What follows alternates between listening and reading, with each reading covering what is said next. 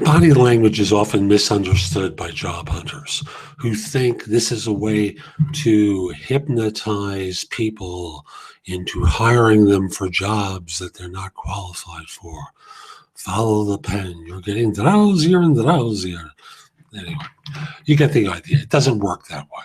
The way it works is your behavior is either congruent and emphasizing the points that you're trying to make, or incongruent, and as a result, you turn off people. I'm using two exaggerations. The first one is congruent, the second one is incongruent, because I'm speaking very calmly, yet flailing my arms.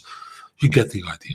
So I wanted to highlight a couple of these behaviors that you just need to be aware of. So in this way, you don't shoot yourself in the foot and hurt your candidacy, right? So the first one is fidgeting. Have you ever talked to someone who's just bouncing around? And they're just all over the place, and they're just driving you crazy, by fidgeting all the time? I'll stop. So fidgeting is a turnoff. Don't do it. If you're feeling nervous, better to use your hands, and we're going to get to that in a second, hands to emphasize points, but never block your face, okay? Next thing involves what's called in the business is pointing or chopping. It's hard demonstrative gestures that really wind up exaggerating what you're saying versus, I'm going to use it myself because I happen to speak with my hands at times, versus emphasizing things. Never go across your face, under any circumstances. Never should your hands frame your face.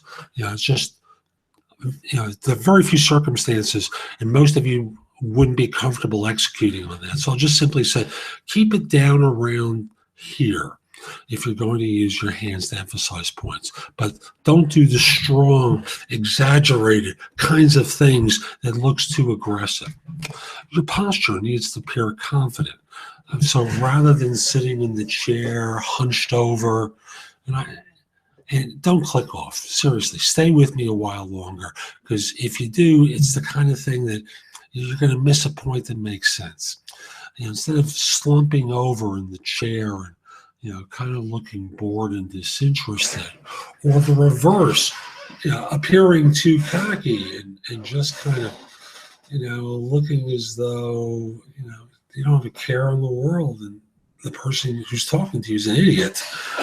Just be aware of your posture, because both extremes can be costly. You don't want to break eye contact and just kind of talk every which way. And if the person is profoundly ugly, as I've said in another video, talk to here, but you want to appear as though you're maintaining eye contact. And this is the stipulation, without looking like you're staring. People who stare appear like they're crazy. No one wants to hire a crazy person who's staring at them, the one who doesn't look like they're ever going to blink. So behaviors to avoid. Last one I'm going to bring up is the arms folded.